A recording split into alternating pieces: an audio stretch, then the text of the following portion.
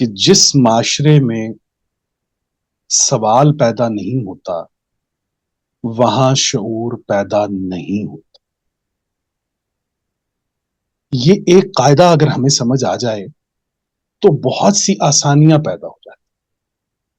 کہ اگر ہم دوسرے کی ذات کو اتنی اجازت دے دیں کہ جناب آپ سوال پوچھ سکتے ہیں، کسی بھی بڑے سے بڑے منصب پر بیٹھے ہوئے انسان کو، چاہے وہ کسی ملک کا وزیر اعظم ہے، چاہے وہ کسی ادارے کا چیف ہے، چاہے وہ کوئی بھی ہے، دنیا کے کسی منصب پر فائز کوئی انسان ہے، اسے اتنی بات سمجھ ہونی چاہیے کہ اس ملک کے سب سے نچلے غریب طبقے میں بھی کسی بھی مزدور کو اس سے سوال کرنے کی اجازت ہے۔ اللہ نے اسے یہ اجازت دی ہے۔ انسانی حقوق کے مطابق اس انسان سے وہ لوگ سوال کر سکتے